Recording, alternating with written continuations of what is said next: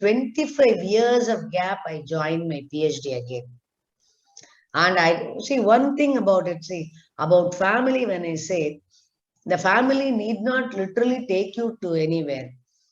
My family had, if I really talk about, there was only a very, very silent support in the sense that nobody told me that, why don't you join PhD? Nothing. One fine day, my very good friend, he said that you have to do, you have to do, and come on, you join with me. I said, I was also going through a lot of financial crisis. I said, no, I don't think I'll be able to. And now my children have to be my priority. He said, no, this will be the best time to do it. I kind of see, unless otherwise you have confidence from your family, how can you just go and do something? So if it need not be always, going and lecturing that, I help, I support everything. I need not, and for me, today I consider it as a greatest support because, when he forced me so much, I had nothing to tell him. And like, no, I need to ask my husband, I need to ask my children. That means the amount of confidence that I had that, the family wouldn't really tell me what to do or what not to do. They will never dictate terms. And I think that is one thing may play, that's a major role in either of the spouses, their success in personal or career, anything, that is there. That is, yes, it's not that you don't have differences. We have a lot of differences. Naturally, when there is more than one mind, there is more than one idea, and there will be difference, right? And all of us are independent. Today, all of us, struggle to be independent. Independent doesn't mean that, you go earn your rupee and then spend your rupee the way you want. Not that. Independence is the freedom to think the way you want to think, not you want to live. The freedom to think the way you want to think. Nobody, is here kind of, a check. Nobody is here that there is no control switch from anybody here. You are your own control switch. You don't want to do this for a set of reasons that you have decided. Not that they say you cannot do this because the family demands tick, tick, tick, tick, tick. No, the house demands this. You are, so that is the, I think, it is that one thing, no matter whether, me going to towards 70 or you having just entered 30 or the younger ones, that is one thing. That is common, irrespective of the age. So for our growth, for our internal happiness, that is one thing. So where, our mind is with us, not with someone else. That so it's, I wouldn't call it as advice and all. That is something that I share with you. So I think I can share in spite of being such an, with an age difference, that can be common as a human being, as a woman, right? Probably I think that is the one that would empower us. That I can think for myself. Like I don't want to go for a 10 to 5 job because there is no because. I don't want to because I have decided. That means we are empowering. If you are going to say that because I don't think the family needs my money, I don't think this, then no. That is that. I have, because I have found out ways of engaging myself, and that I wouldn't say that 10 to people who do 10 to 5 are wrong, but there are also other ways of engaging which are as much fruitful as it is, and I have found a way. So that part of it is what we call it as empowerment, not your financial freedom, not that the capacity, your capacity to sign a check, or your capacity to go to an ATM and withdraw money. No. So, no, not that. This is it. My thought, is controlled by me. That empowerment. I think that part of it holds good so much. Yeah. And then, since this is a science day, I need to do little about physics. Being a science person, and having called for a science day, if I don't talk about science and its impact on me as a person, and otherwise then I'll be doing injustice to the opportunity given. Okay. See, one thing, yeah, in spite of all my career, everything, I feel being scientific in mind and being a science graduate or a science teacher, I think they are two different things. Because what science teaches you the capacity to analyze. We need not always think that science immediately teaches you to experiment, because that is the reason you see many of the non-technical people doing so many things at home, or having their approaches so scientific and all those things. So this is one thing I feel. So, and especially talking about the subject physics. See, as I told you initially itself, I had no clue about a branch of physics called a branch of subject called physics till I finished schools. Because at least chemistry I knew, because when we were in 10th, our education structure gave, so, there was an option of one special subject. So we could choose math. Our school offered maths, chemistry. Somehow with the little chemistry that I've learned in my eighth, ninth, and all those things, I wanted to take chemistry. And those days not much, because I loved the chemistry teacher, so I wanted to take chemistry. But over a period, the way she taught or anything, I developed so much liking for chemistry. In PU also, I performed excellently well in chemistry, and I wanted to do only chemistry. And Fatima College had only BSc chemistry and not BSc chemistry or BSc honors chemistry. But they offered BSc honors in physics and maths. I didn't want to get into maths because I know I didn't have so much passion for maths. So, and I was wondering, what I have all these, my love had been chemistry. What do I do? Not big analysis, nothing. If I tell you, you will laugh at it. Just, my Bodhi tree was the drinking water tap of my college.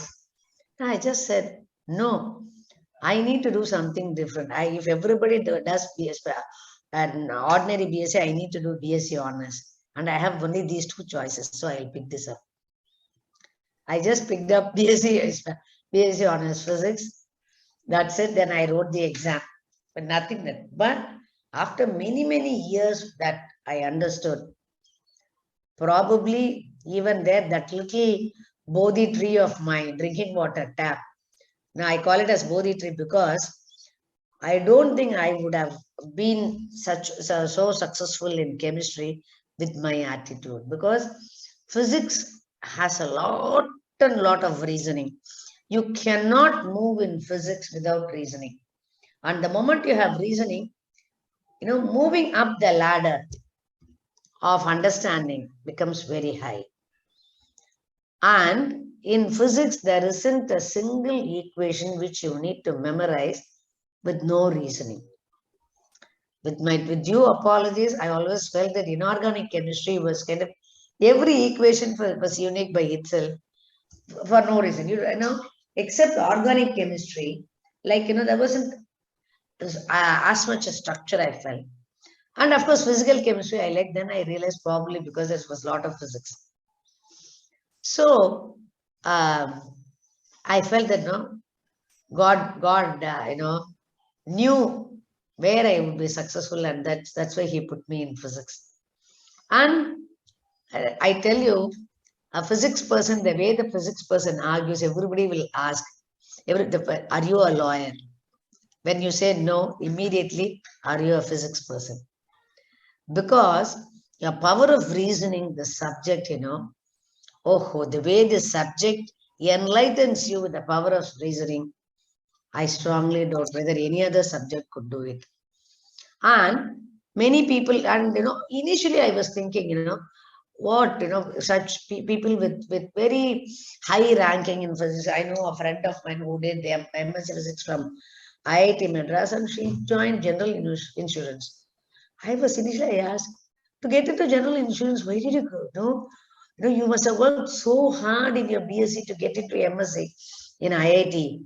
And then you finished that, you came with such flying colors.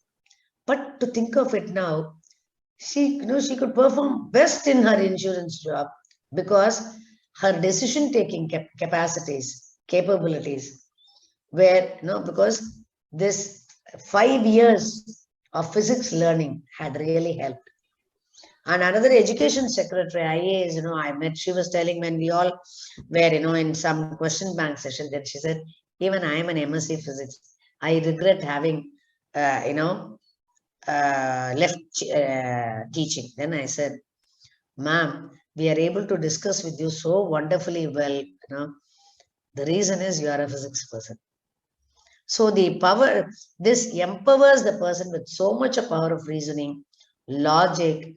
At the same time, you will never end up with dry logic, because as you move on to higher physics, you will know that beyond a point, you move from this function to that function to this function. All the dualities only explains that, yes, there is something. The nature, at the best of the situation, helps you only understand. It's impossible for you to replicate it. So I have found that most of the physics people are also very God-loving and believe so much in that power, that guides in many of those things. Just think, with any of these natural things, all these things that are happening. Yes, even today we have only found out predicting mechanisms. This happens, or, you could tell, a little while, with the best of scientific situations, you can say move away from danger situations or anything. Can we avert an earthquake or a tsunami or any of these things? Because we know you can write papers, research papers as to why tsunami happens, why an earthquake happens, why a volcano erupts. But no, it can erupt only here and not there. Can you dictate terms? No. So nature, the way it spreads everything, so that makes you bow to the nature. I feel that most of the physics people you find, they are also, religious, I wouldn't say, they're all very highly spiritual as well, because they feel that if all that there is such a guiding mechanism, probably that guiding mechanism is the one that helps you understand whatever little you are able to understand. Like that, I strongly believe. So So after having studied in a completely girls scenario, girls school, girls college, and then coming to an MSc, and as you were saying, you were the only girl in MSc too, or second MSc. So how was it that you battled your space among the men, and how did you find that space for yourself? to be very honest, um, kind of, I don't know, because my I can, when I tell the year that I did my MSc, you will be able to understand the way it was, because 73 to 75 is the time that I did my MSc, that is 46 47 years ago. So kind of, then, so moving from a completely girls environment, and so kind of I used to wear a sari, cover my pallu, the fear of, being commented upon by any boy or any of those things. And best is why talk to, and those days were like that, even if you are I mean, not in any wrong sense. Today, we are able to appreciate that if a girl and boy, spend an hour together, it may be, there are so many things. They may be discussing academics, they may be discussing about a movie, they may be discussing about interpersonal, that can be anything. So, but those days, forget about others. Even I used to have that feeling. If you see a boy and a girl together more than twice, then you think that, oh, these two people are going to get married, kind of, like, there was nothing else beyond. I mean, we could never think that there existed a relationship beyond that. Because of that, probably we couldn't even, widen that for that. So when I had a good friend or a boy who, in the way, we had a lot of ideas to share. And then because I went to MSc after BSc honors, you know, uh, I had known a lot of things than them because an ordinary BSc student. So that boy with all the enthusiasm used to come ask me and all those things. So my hostel warden used to tell me, no, why is this boy coming to see you? So then kind of, then I said, okay, ma'am, no, because I used to solve this. I also have the solved problems because we used to have a paper called Mathematical Physics 1 and 2, because where we use all the different branches of mathematics that would help in physics, higher physics. So kind of then I was thinking that no, let me not explain because by explaining I'm getting into more trouble. And in the meantime, what happened when she asked the boy, he said, I don't know. Then the fear was more.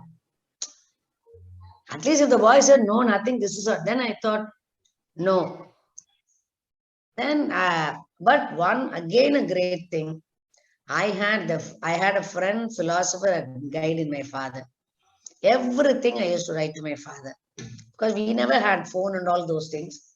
So a week from my writing and his reply, minimum a week, he used to write to me. Okay, fine. But with all that, I will never say don't care because it's a society that we live in. You are the society for her, she is the society for you. So you have to respect her comments. She has to respect your comment. Of the two, because she is the warden and you are a student, the position demands that you have to respect her comment than you expecting her to respect. So if that is so, don't do it. But there is absolutely zero guilt since you never had a feeling, had any such feeling while talking to him. That's it. And nothing, you need not tell him that don't come, nothing. You just say whatever it is, this is it, then that's it, then automatically this will happen. So that because during our periods, to have a father like that was a great thing. So that's all, when you say count your blessings, that's it.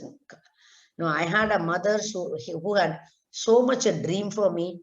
I had a father who was such a visionary and who was very, very kind of, he was very liberal, but he always acted to the society. He never said, don't care. Because I still remember, even if I may be quoting out of context, even just before my marriage, we got engaged, and after the engagement, Bhaskar had come here. So he just came to my department to announce that, his sister has delivered a baby. So I wrote everything I used to write to my father. I wrote. My father's only I was very happy. But please remember that you have only got engaged. You haven't got married. Know your limits. See, now what happens is, that's it. But between my father and me, for me, my letters to my father was my diary. And his letters were my instruction manual. My father has never said, do this, do not do that. He'll only say, check, check. So if you look at it, then once when the father says that, you have a lot of respect for his words. Unlike, no, don't do this. Why did you do this? If you do this, this will happen, that will happen. Then what happens? Typically, that age, you only turn a rebel. I keep wondering, I tell my children, I have so much adoration for my parents, especially for my father. But I do not know how much I have been able to implement on my children. Sometimes, you have so much adoration. Somewhere you may not be. I do not know. But I don't see me and, the way I make my friends. I have a lot of friends, everything. But I know I have never overbounced anywhere. Probably my children, to an extent, have learned. I think they have, but they know kind of. I think so that way, may not be a great role model, but still, I wouldn't say that I had any negative impact on them for sure. So that was one beautiful thing that I would say. And MPhil, then, we were two. Again, we were only 5, 2 girls, 3 boys. And we were in a lab there was only one research lady, all the others were male. Because I came from a a college where there were all boys, but they never spoke to anybody. Here I had so much freedom. I was talking to everybody. I had so much fun. And everybody used to treat me as, a little one and be very friendly. And moved on to PhD where we had a mixture of girls and boys.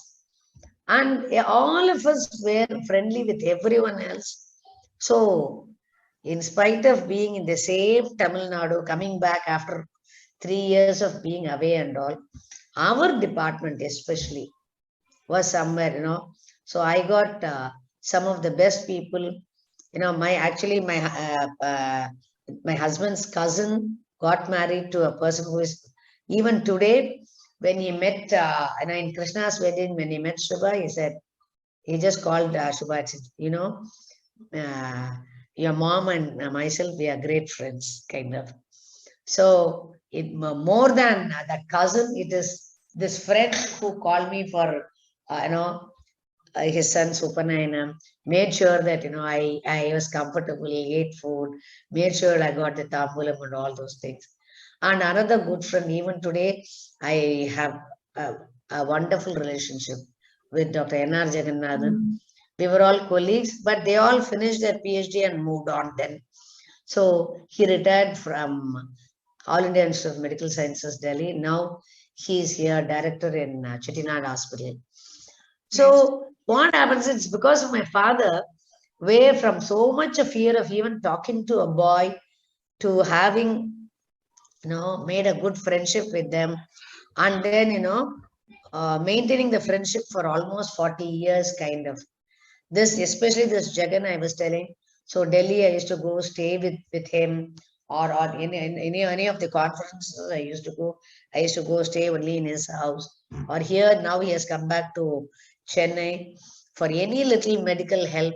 He is there immediately. He is the one who would suggest me this doctor, that doctor, this person. He'll do all the research for me, every little thing, and he'll say, "Don't go here, don't go there. This could be that, that could be that." So even from such a conservative level, we could make such very good friends with so much thing. And of course, to talk about, unless otherwise, your husband is a person who believes in you, it wouldn't be possible, especially having a friendship with an opposite sex. So that is something amazing. That's amazing. Kind of all his male friends, they are also quite friendly. All their wives are very friendly to me. And this person with Jagannath, who is my great friend till date, uh, Bhaskar is also very close to him. So that is something. What family, I would only say that, develop a lot of trust in the family. See, that is one thing, your growth, everything, develop a lot of trust within among the spouses. So, you know that, no, I trust my husband or I trust my wife. No, no, no, no. And then, and these are all her, little spaces where she can or he can spread his wing. It's okay. Now that there is nothing wrong, kind of. Then what happens is there is no suffocation. Otherwise, when you move so much into each other's personal space just because you have created a relationship, that bonding itself becomes such a pressure. That I feel very strongly. I have been lucky enough with that in that. And probably I had also insisted right from day one that, that's the way it would be. And when I expected that from my husband, I thought that I should give that to him. Otherwise, I have no right to expect it. That one thing I believed in. So I think we had an amazing discussion, and we got to know a lot about a great mother, a great wife, and as well as a great physicist, a great PhD. So you have helped us to travel in your path. So thank you so much for your time and sharing your ideas and your journey with us. Thank you, Dr. Sundari Bhaskaran. Thank you so much, Amrita, for giving me a beautiful opportunity, especially for people like us when we are retired.